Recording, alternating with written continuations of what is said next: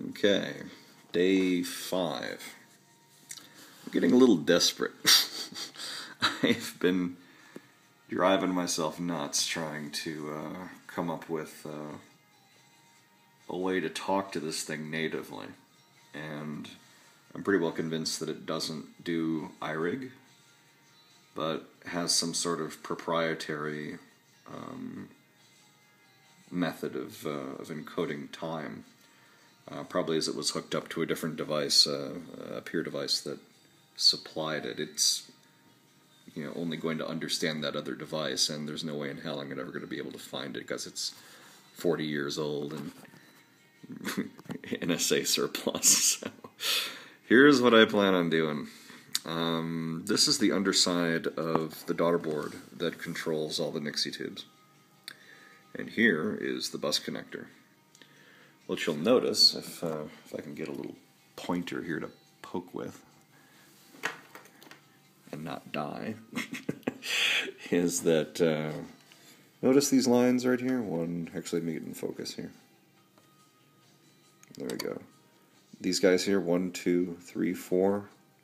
1, 2, 3, 4.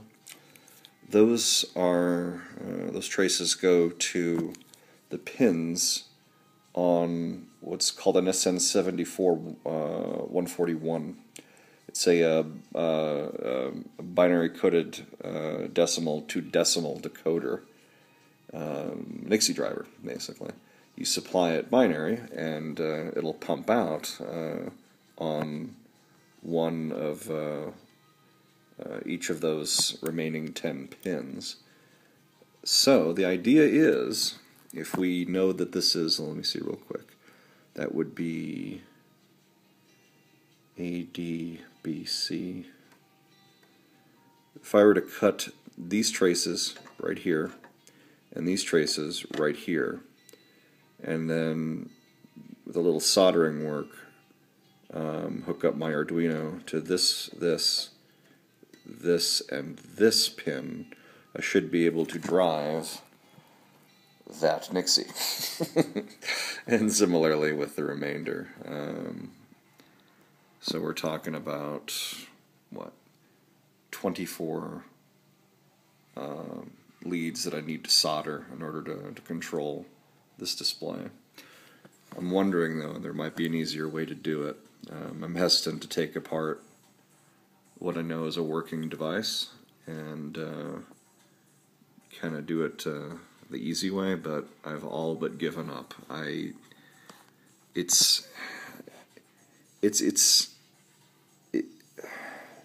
seems like it's trying to adapt. That's the problem, is that it's kind of a moving target. There are times that I can get the device to do really interesting things like increment or divide numbers, it appears, but something will change with it, where I'll come back the next day and reload the same piece of code that I wrote to have it do that trick, and it won't work. So it's like it's trying to, it's like trying to hit a moving target. There's something that I'm doing to it in the interim that isn't allowing it to be predictable enough to back engineer just by sending it different pulses. So what I'm thinking about doing is try one more time with a very nice little app that I got. It's on the same phone I'm recording with, so I can't really show it to you. But with a signal generator, hook up the headphone jack of this iPhone to the BNC and try to simply push tones. I had a suggestion from my boss, of all people. I was talking to him about this little project of mine. He says that it might be something like a touch-tone keypad on a phone, where it'll only respond to kind of a set of 2 different frequencies, that the overlap point is where it would trigger. So I'm going to try that, I think, and if that doesn't work, I'm giving up on the hard way. Put it to you that way. I'm going to take the easy way and just hijack these guys here. Anyway, as long as we're here, have a look around. You know. Can you believe all that is hand done? That's all the ICs that handle the logic on this thing. I cannot imagine how long that must have taken to do, but your tax dollars at work. Huh? You probably tell from my voice I'm dead tired. It's the middle of the night. My brain hurts. So that's it for now. Maybe the next video will have something cool to show.